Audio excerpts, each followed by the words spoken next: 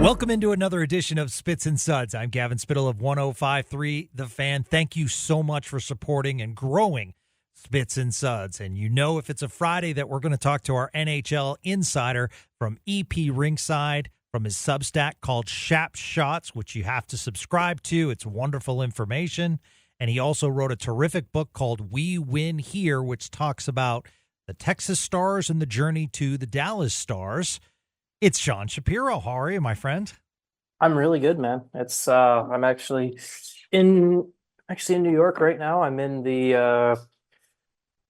here on, I guess technically I'm in New Jersey, looking across the river at New York. I'm here this weekend for a couple things. The movie we've talked about before, we're doing a showing tonight here in New Jersey, and then this weekend is the couple outdoor games that I'm covering for the folks over at EP Rinkside between the Flyers and Devils and Rangers and Islanders in person. So, but last night hung out here at the hotel, watched the Dallas Nashville game while having a couple cold ones, and it's Nice. so I'm excited. So I'm happy to be on here talking with you right now. So, Yeah, no, absolutely. And you know what? I love the back-to-back outdoor game. That is a terrific. yeah. I know they've done that where a college team will play and then NHL suits up. But I mean, New York is just perfect for that, where you can get, teams going, and it's going to be terrific. So I'm glad you get to cover that, and kudos on the movie premiere tonight. That's awesome as well. And as is a dominant 9-goal performance by the Dallas Stars right out of the gate.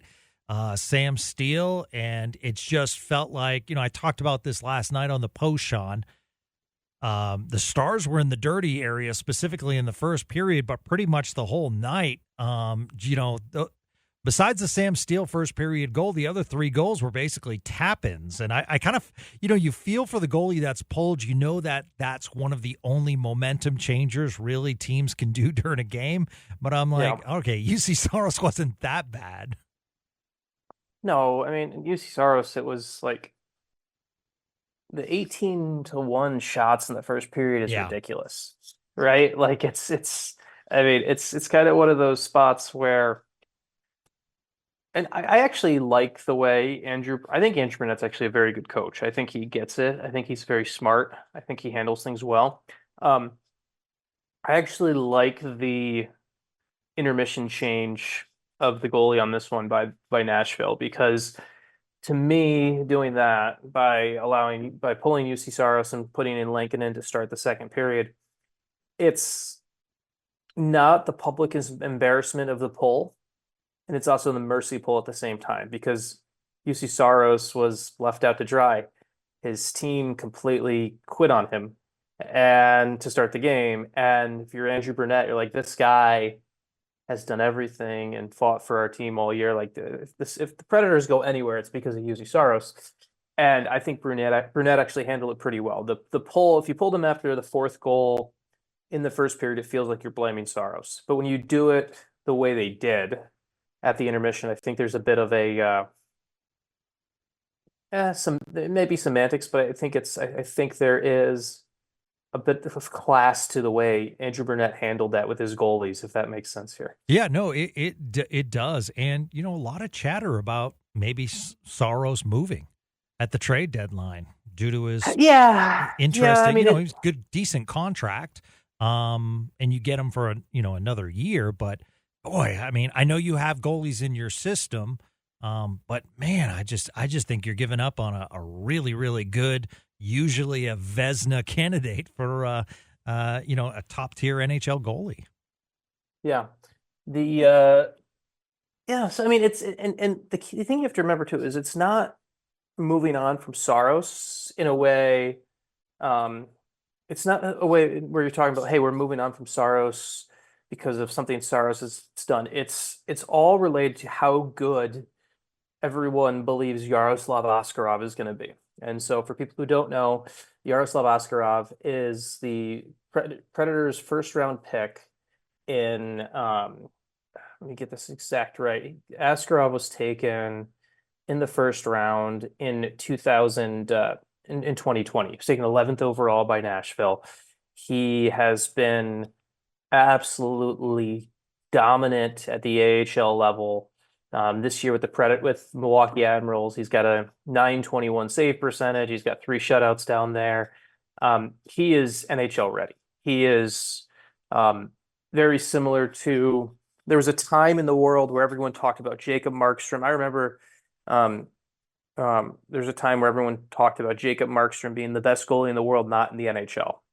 And that's kind of where Askarov is right now. And so that's kind of why UC Saros's name comes up sometimes here. It's like, oh, well, could they move on because they've got, you move a prime asset in Saros because Askarov is ready.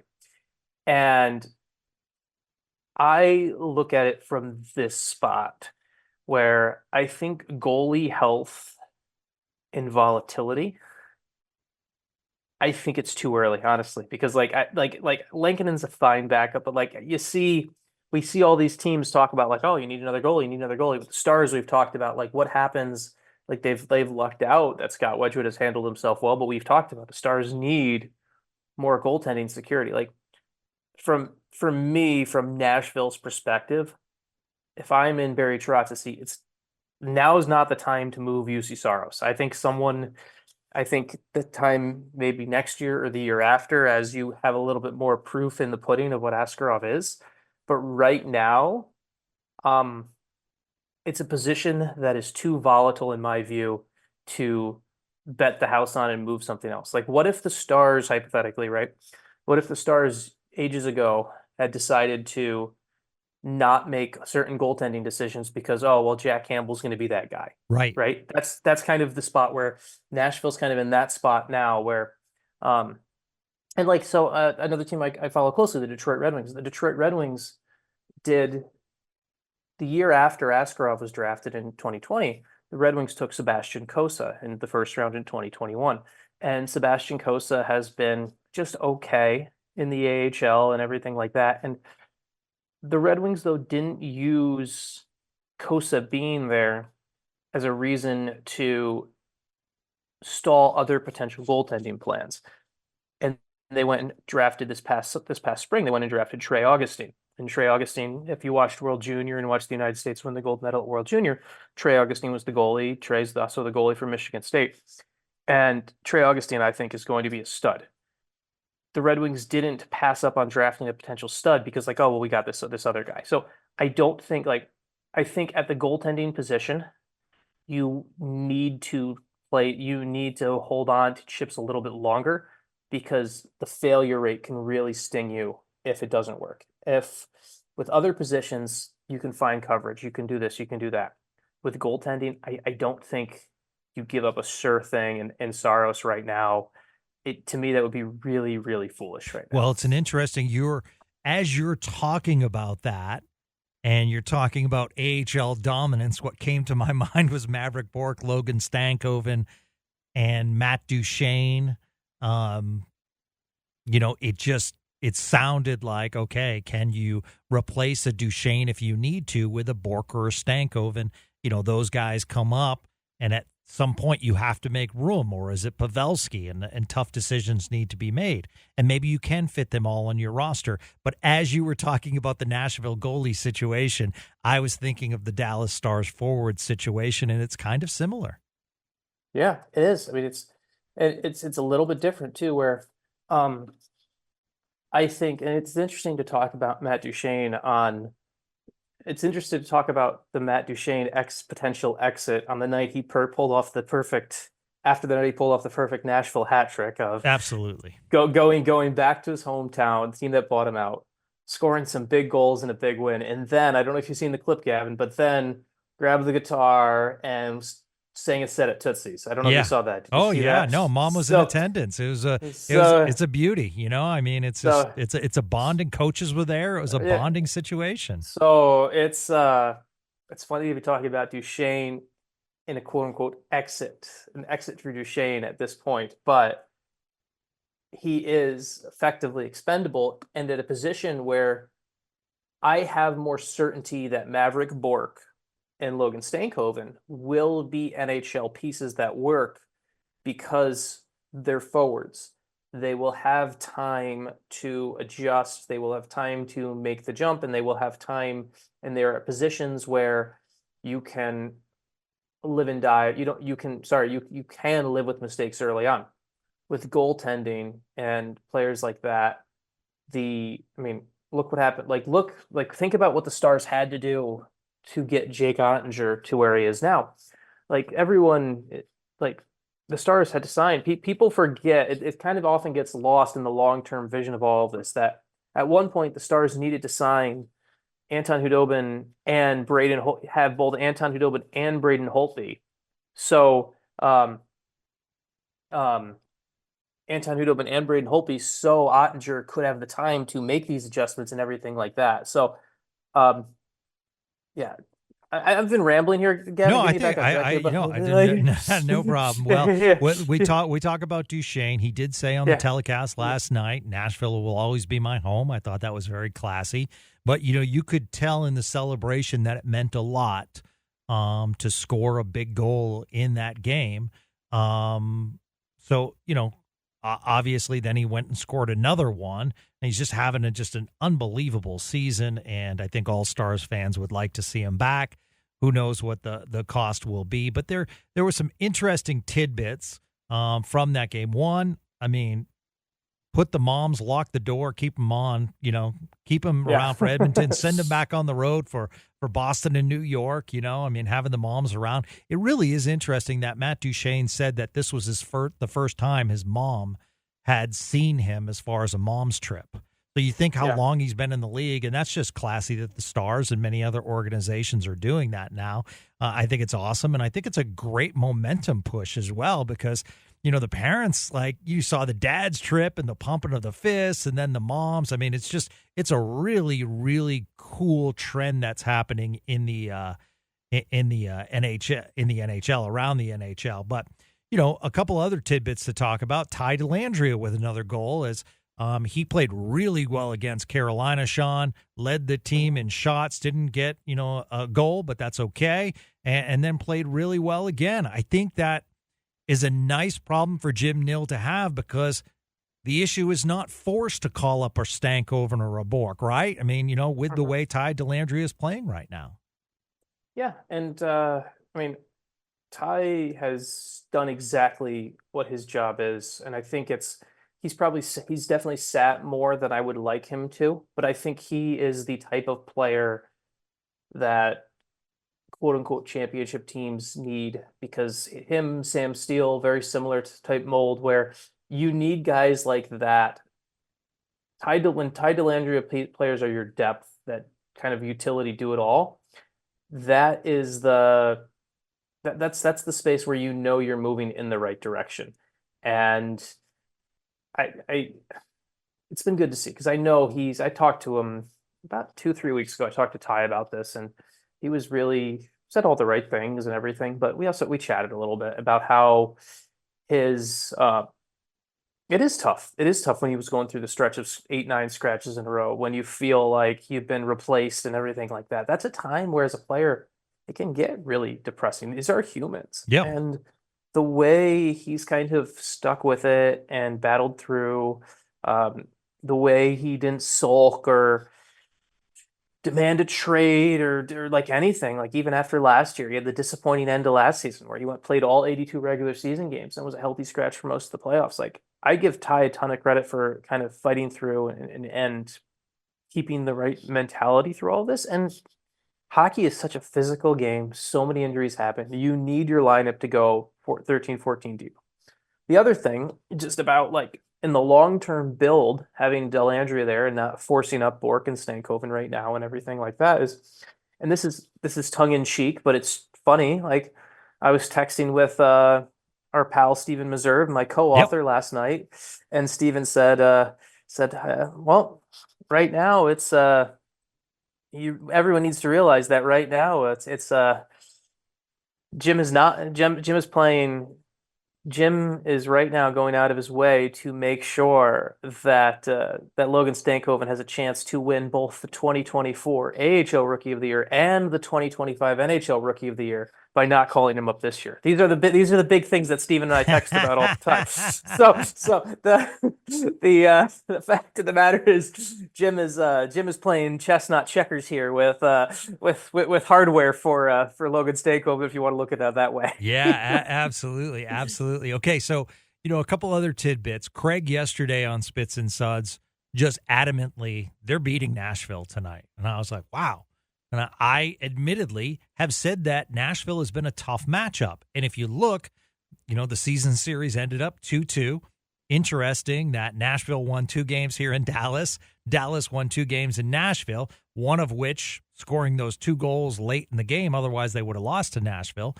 And just watching the flow of the first 3 games, I was like, wow, Nashville plays them well. So, I was kind of like hesitant about last night. And it was interesting to hear Matt Duchene after the first period talking in between periods with ESPN Plus. And he mentioned, we figured something out. They were throwing some stuff that was kind of tough for us over the first few games, and we finally figured it out. I don't know what it was. Maybe it was a defensive scheme. Maybe it was a neutral zone situation where they couldn't get the flow going. But I did find that interesting that he would bring that up, that admittedly Nashville was giving them issues. I actually have some insight on this. Oh, great. So one of the things, and I've written, you go back and I'll go through when we tweet this episode out, I'll make sure I'll go pull out this story. One of the things that the Predators have changed quite a bit this season under Brunette has been how they attack the forecheck. They're a very aggressive forechecking team.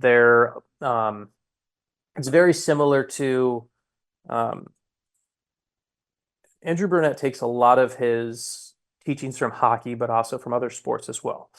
And he looks at how a lot of, for example, 2 of his biggest coaching influences are Pep Guardiola with Manchester City and Jurgen Klopp with Liverpool. And with the concept of hyper pressing, and in Liverpool they call it the Gegenpressing, sorry, for Klopp's in Germany. And one of the things that Nashville does is how they cut the ice on their routes. They cut their forecheck routes are very different than most teams. Instead of it being a very traditional, I'm going to use some random hockey terms here, people, and I'm going to do my best to explain it. So Gavin, stop me if I need to correct anyone. But the typical NHL team is going to be kind of going in with a 1-2-2 or a 2-1-2 forecheck. Okay? Pretty straight lines, right? Yeah, pretty straight line. You got forwards become F1. If you ever hear a coach, quick side note, if you ever hear a coach talk about F1, F2, F3, that simply means their arrival into the zone. The first guy in on the forecheck is F1, the second guy in is F2, the third guy in is F3. So a lot of NHL teams on their forecheck are very straight line, straightforward. F1 after the puck. F2 is either hard on the puck or taking space, depending on that coach's system. And then F3 is always typically kind of the clean up the mess type of guy right there.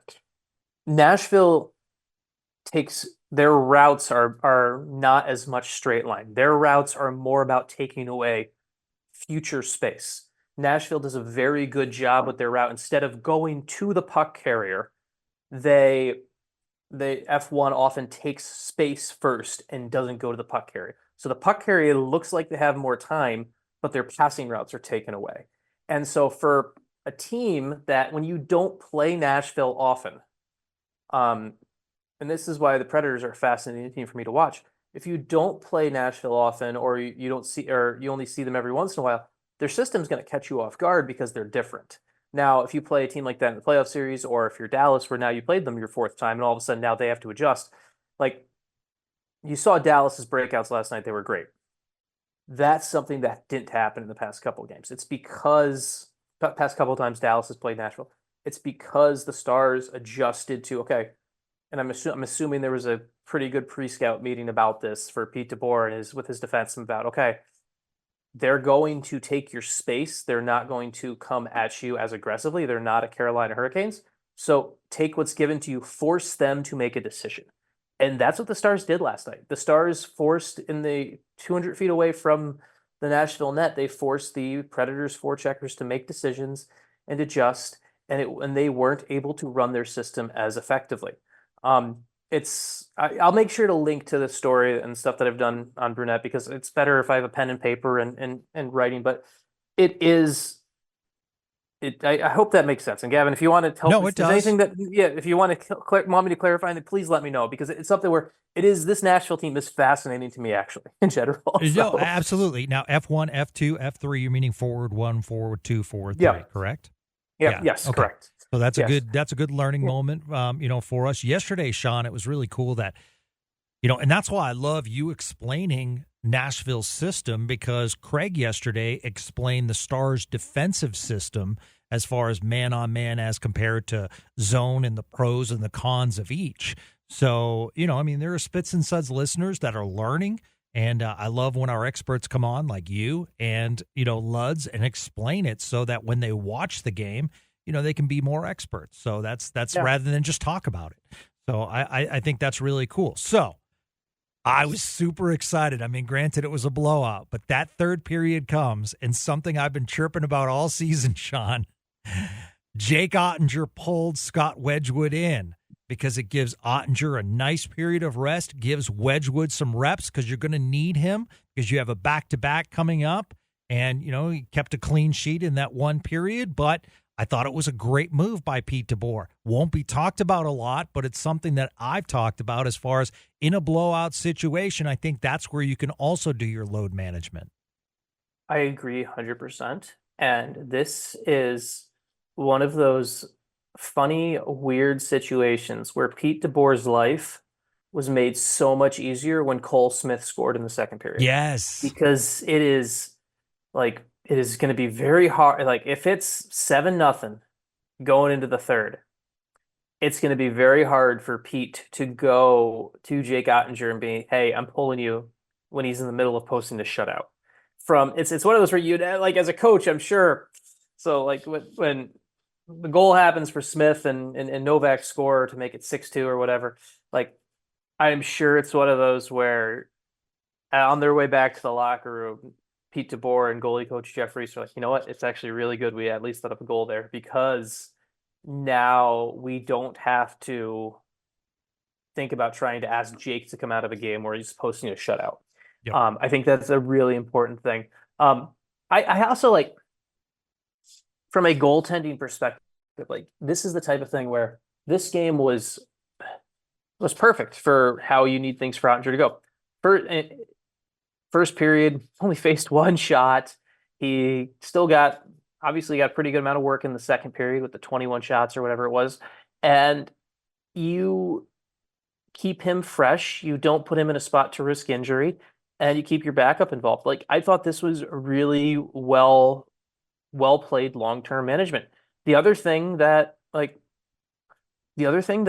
just frankly, that this team did last night, and this is another thing that's going to get lost in kind of translation and not brought up enough. But if you go look at the time on ice, Gavin, now part of this obviously is slightly altered because Nils Lundqvist got hurt and only played 2 shifts. Yep. But Esselin, like, you're winning a game 8-2, 9-2. Miro Heiskanen had the least time of ice on any of the defensemen who were healthy last night. Like, not counting Nils Lundqvist, who only played 134. Esa Lindell played 25 minutes. Yanni Hakanpää played 23 minutes. Thomas Harley played 23 minutes. Ryan Suter played 22 minutes. Every single defenseman who was healthy played more than Miro Heiskanen. And I think that's brilliant, because Miro Heiskanen is, this weekend, when you have the back-to-back, is going to be back up right at the top. Yeah. Rest your guys. Get the in-game management done. Like, it is, to me, that is let's see, I can literally pull it right now while we're talking here. Like, for Miro Heiskanen had 722 in the first, 722 time on ice in the first period, 901 in the second period, and then you dial them back to 457 in the third period. In that third period, you had Esa Lindell plays 742 in that period. Yanni Hakanpää plays 823. doing things like that, taking minutes away that would normally go to Miro and giving them to those other guys, it gets those guys better involved. They feel kind of rewarded. And at the same time, in the long term, it allows you to have a better, fresher Miro Heiskanen on Saturday and Sunday. So yeah, yeah, that's like a night well off for done. Heiskanen, getting that kind of minutes in Yeah, the third yeah, period. yeah, yeah. Okay, up 8-2, and I bring this up because I brought it up in the post game, and I'm not trying to throw negatives. In first place, a little bit of space now after Colorado lost to Tampa. Tampa playing really well right now. And Jamie Benn takes a boarding penalty behind the play, had nothing to do with the play, and it was a tough boarding, and goes in the penalty box. And Nashville's obviously upset by that because it was behind the play, and clearly there was 2 to 3 seconds, in my opinion. It just wasn't a good look, in my opinion. He comes out of the box. Nashville wants to drop the mitts. Jamie Benn does not want to do that, and Nashville gets 4 minutes of penalties. But the rest of the game, and the announcers pointed it out, it was chippy. And I want Jamie Benn to be physical. I want the Stars to be physical. I just think you have to be smart about it. Probably not the best penalty. I mean, it didn't matter if Nashville went on the power play, but you don't want Nashville taking it out on other players other than Jamie Benn. So, I just didn't like it because, on Twitter today, too, I'll just say this. People were saying, don't poke the bear. Don't poke Jamie Benn. And I just said, no, it was actually the opposite, because think about it this way. The Stars are losing 8-2. And let's say it's against Edmonton on Saturday, and one of the Edmonton players makes a run at, let's say, Wyatt Johnston or Miro or Thomas Harley, or just name the player. Are Stars fans up in arms if that guy doesn't want to go?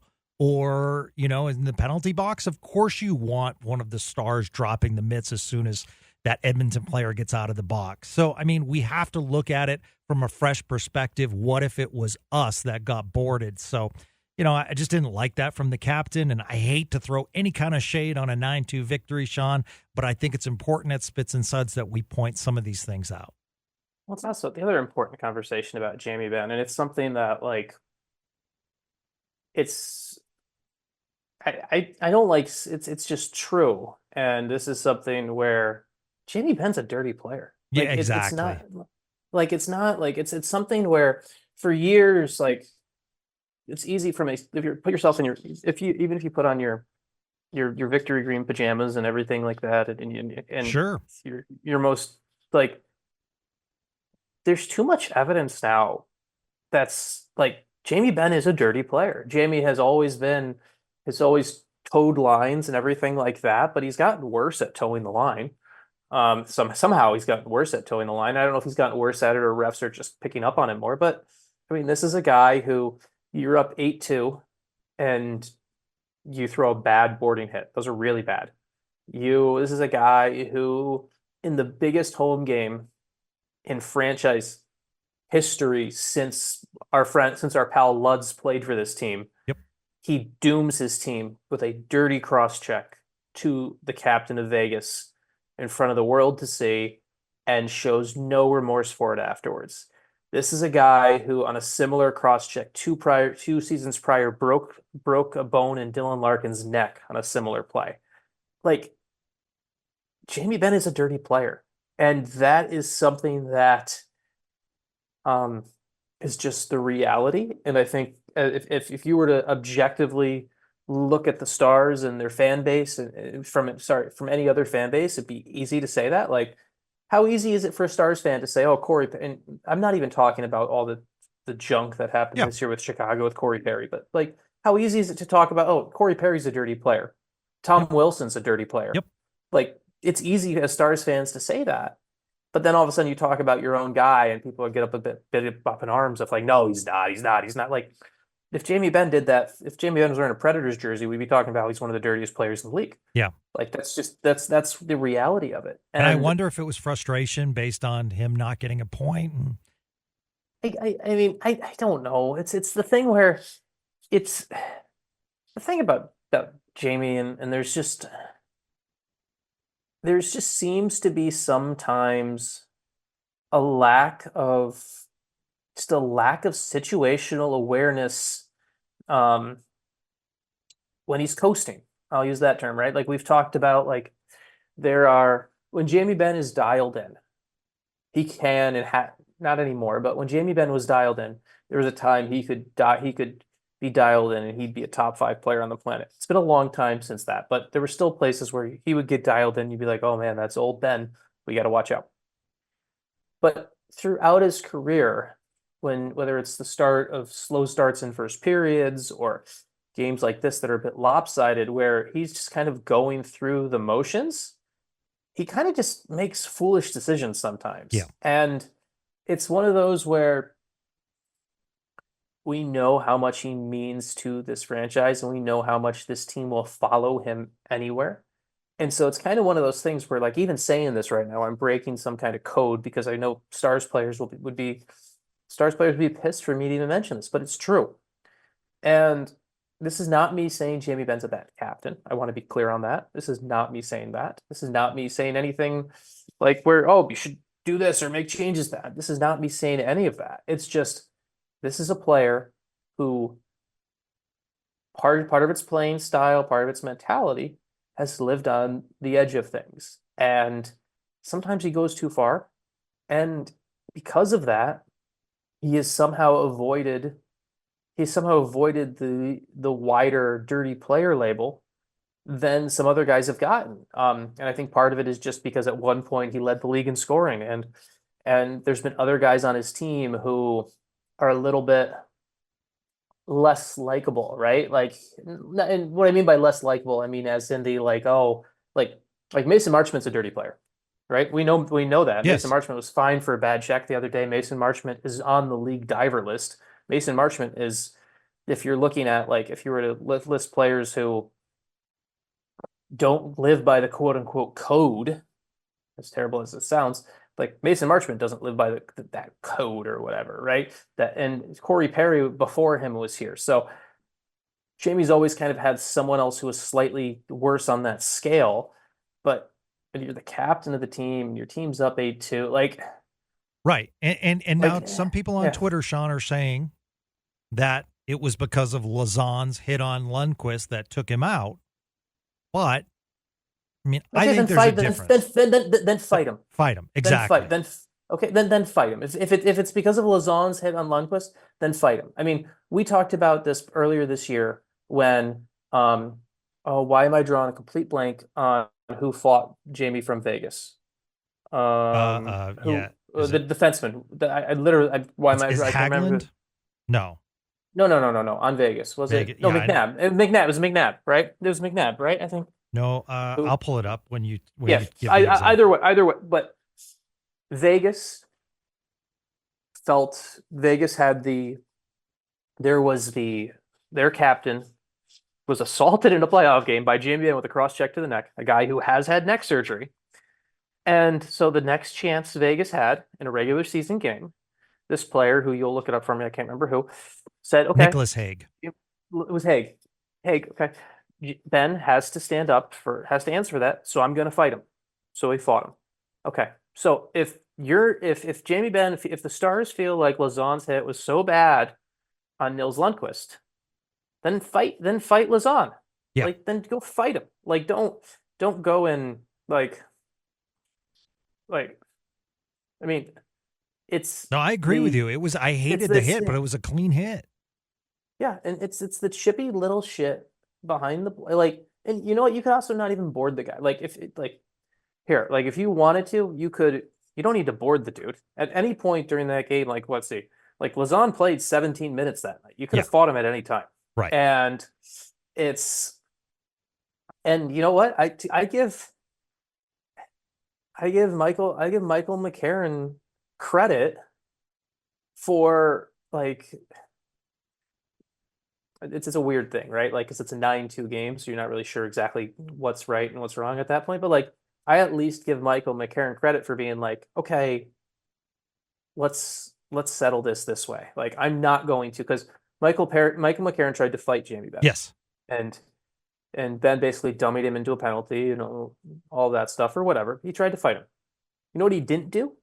He didn't go and slew foot Jason Robertson behind the play. Right. He didn't go and run Scott Wedgwood or something like that. Like that's it.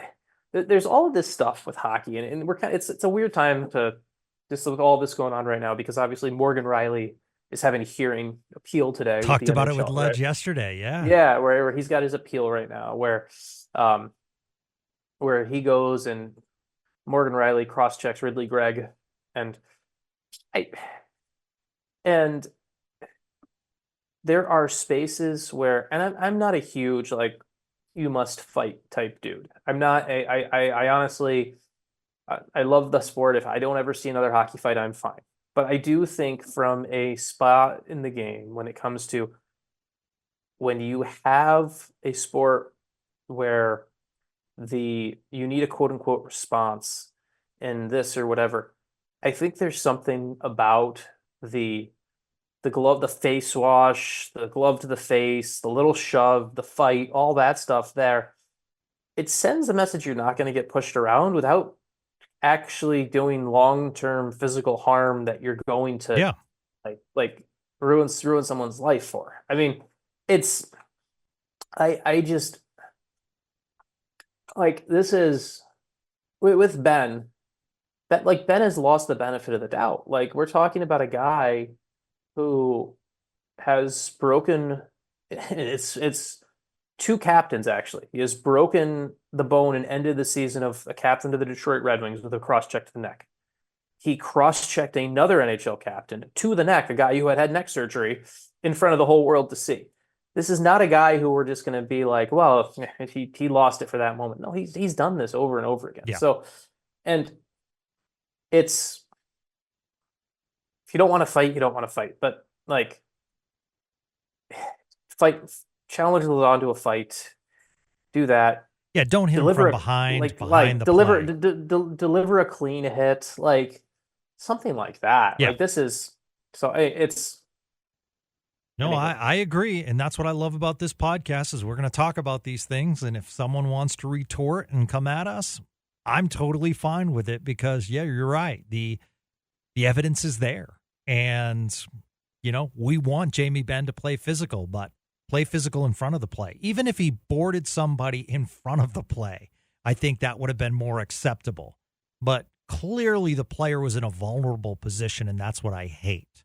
And I don't want the team that I want, obviously, to go far to do those kinds of things. And if so, and you admit that, it was a bad hit, then you should drop the gloves coming out of the box. So, all right. But we didn't want to spoil the 9-2 terrific victory. Big game against Edmonton.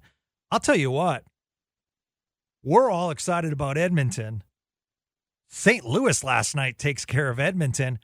Doug Armstrong, the St. Louis Blues are in the wild card race and are a wild card team along with the LA Kings if the season ended today. What a story of a team that admittedly said that they were in a rebuild process, got rid of some of their marquee players, so to speak, and now find themselves in a playoff chase. It is, should we call it the Matt DeFranks effect? For those that don't know, Matt DeFranks used to cover for the Dallas Stars. He used to cover the Stars for the Dallas Morning News, and he moved on to the St. Louis Post-Dispatch. So, yes, that's a great call, Sean. That's a great call. Yeah, that's the Blues are like, if I had told you before the season, I don't think you would have believed me if I told you the Blues would be ahead of Nashville, Minnesota, and Minnesota right now in the standings. That's and it's funny too because it's a team who they went through a coaching change this year, so they've had a little bit of that new coach bump, but they've also this has now gone on longer than just being a new coach bump, right? This has also been like there's been some sustained growth. The team has gotten better. They were so bad before. Like they went from being a team that was downright unwatchable to being um to being way more intriguing now. Like they Yeah. still don't score a lot. They still don't score a lot of goals, but now they don't give up as many goals. Like it is just a team where like they're what, at 60 points now with after 53 games, 566 point percentage. Got a 4 point cushion over Nashville and Seattle. Yeah, about 28, with 29 games left for everybody. Yeah, with the game in hand, like um they're not catching up to the top No. three in the Central. That's not happening. But all of a sudden, you're looking at a spot where we could be looking at a Stars Blues playoff series. Yeah, no, in April. absolutely. Or Stars LA Kings, and the LA Kings once again have rebounded. Got that coach bump, so to speak. They're playing good hockey with a win in New Jersey last night. And, it's fascinating. I was looking at the Western Conference wild card standings, and I know they might fade, but then I look at a Minnesota winner of 4 in a row. So does Bill Guerin, does he still want to sell, or does he, keep? Does he want to add assets? Seattle is starting to play much better. A win in Boston last night, who the Stars will see on Monday. That's a massive win for the Seattle Kraken. They're also entering the wild card chase, and you have about a 5-point difference between out or in. And this is going to be interesting as we creep toward the NHL player trade deadline as far as buyers or sellers, because there is that short window where, if you just stay the same, that's fine. But, you could get some serious assets from trading some of your guys, or you could pick up assets and say a playoff run is important to me. I'm going to try to sneak in. Yeah, I'm really fascinated right now with, I don't think it's Minnesota and in the West. Minnesota and Calgary are the most interesting to me on this front, because and both of them have pieces that would be of high value and would be of high value to some other teams. And the big one is with Minnesota first, with Marc-Andre Fleury. You've got a lot of teams right now who would love to have Fleury as maybe their new number one, or that veteran guy that helps smooth some things over, right? Like the New Jersey Devils, right? Yeah. They need a goal. The New Jersey Devils need a goalie. The Carolina? Maybe? Yeah. I mean, Carolina's an interesting one because they've got a couple under wraps right now, but it's you have who else here? Like you look at Edmonton. I know Stuart Skinner's been better, but for the right price, would bringing Fleury and help with that? What about the Avalanche? Because like Georgiev is playing too many games for the Avalanche, and he hasn't been good, right? Like it's almost laughable actually how much Georgiev has played for the Avalanche and hasn't in what his numbers are. Like it's kind of funny to see. So like, could you see Fleury move within the division to the Avalanche? You've got. And the other one too is it kind of got nixed. I heard it kind of got nixed this weekend, and there were reports that it got nixed and all of that stuff because Markstrom doesn't want his name out there. But at some point, the Flames here are going to turn. We talked about Yaroslav Askarov as the next number one in Nashville. In Calgary, Dustin Wolf is ready. Like that's one where Dustin Wolf is ready to be the guy in Calgary. He's a great young goalie. I love watching him play. And Jacob Markstrom and Dan Vladar are there right now and kind of blocking the way. And I personally, if I'm Calgary and I have my druthers, I think at some point you're going to see, even if it's not a trade of a goalie, I think we're going to see Calgary make a goalie move, maybe even internally, where you right now they're carrying 8 defensemen right in Calgary. So I wouldn't be surprised if at some point Calgary moves one of those 8 defensemen to the minors to open up a roster spot and goes to has three goalies on the roster because Dustin Wolf is ready, and you could having the way Markstrom's playing, and then having Wolf play the games Markstrom doesn't. That makes Calgary that turns Calgary further into a team that could really maybe chase down St. Louis here. So, it's a fascinating race because like in the West you've got Arizona, Anaheim, San Jose, and Chicago. Those are your four. You only have four like guaranteed sellers. That's it in the West. Yeah. And Arizona has a bevy of right-handed defensemen. Yeah. And you have same thing and like similar thing looking out east where you have probably only about four guaranteed sellers out east too, between Columbus, Ottawa, Buffalo, and Montreal, and then you can start having your discussions about Washington, about what they are and what they aren't. And so it's going to be a market where some of those teams are going to get way more for pieces than they should.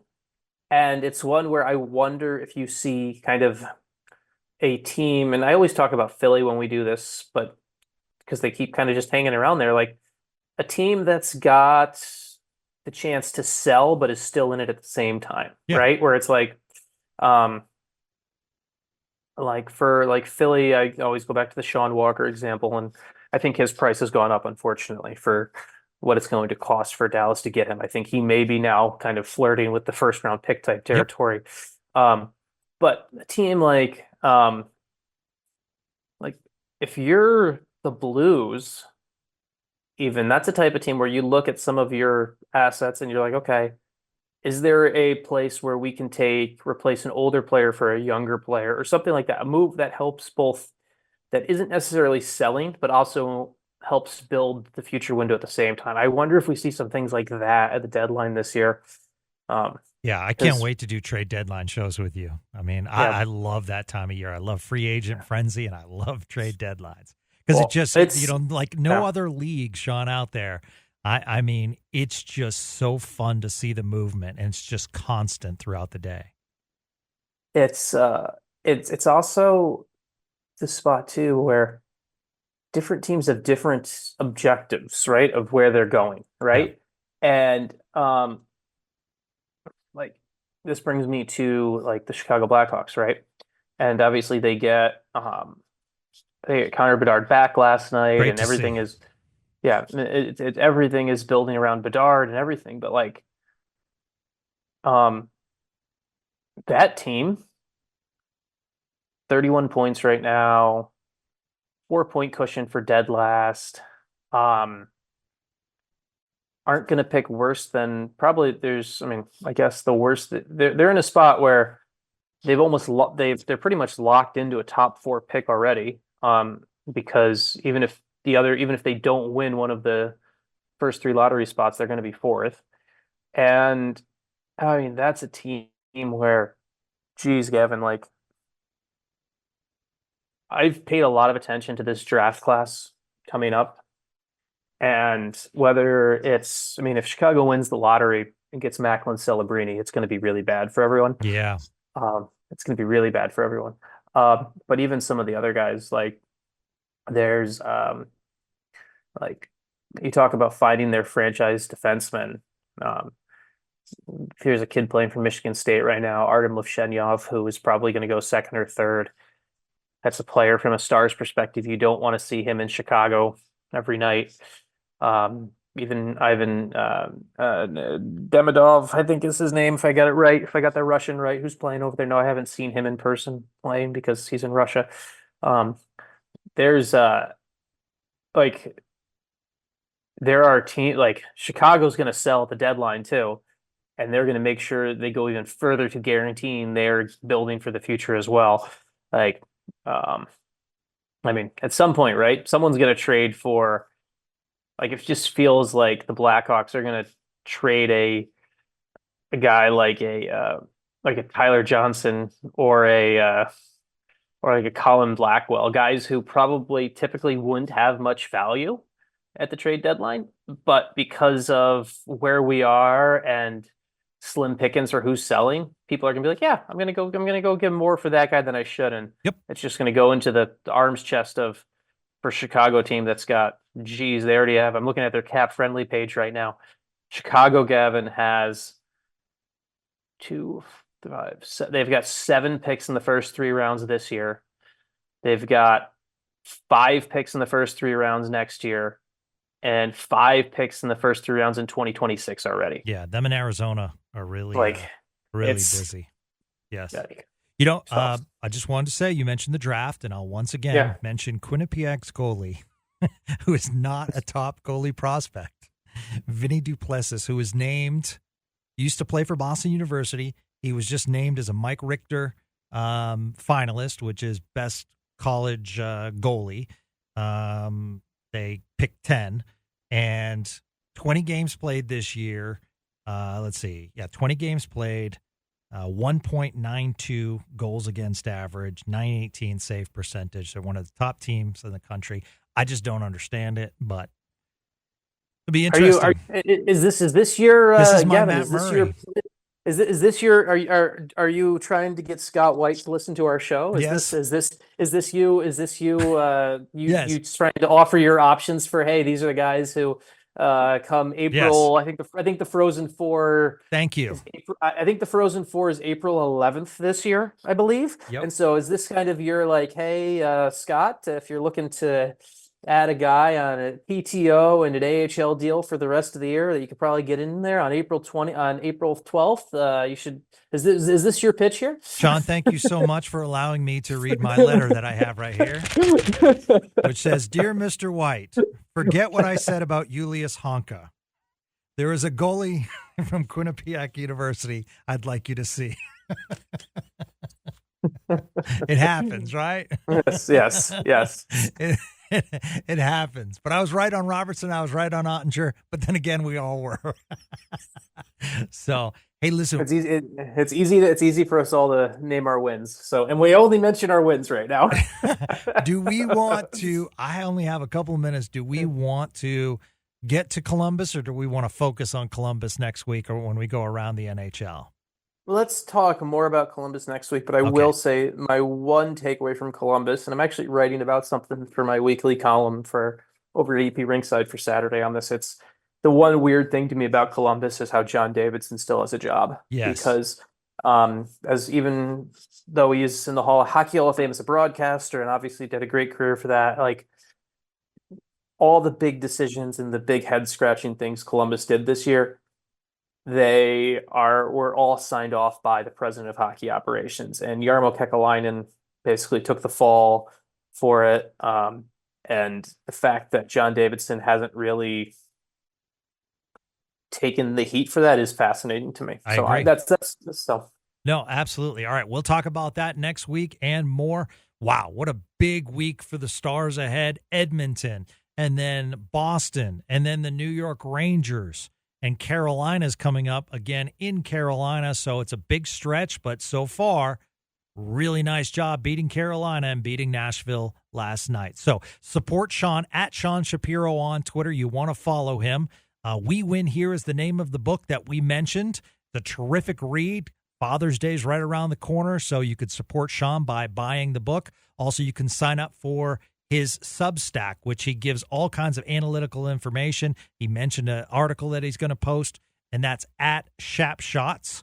So don't forget about that. He also writes for EP Rinkside, and you'll also see him at D Magazine. So for Sean Shapiro, I'm Gavin Spittle. Thank you one and all for supporting and listening to Spits and Suds. We will be back tomorrow after the Edmonton game to talk about the game, and then following that, we'll release a Boston Bruins preview. So a lot of podcasts coming up right here on 105.3 The Fan. Have a great day.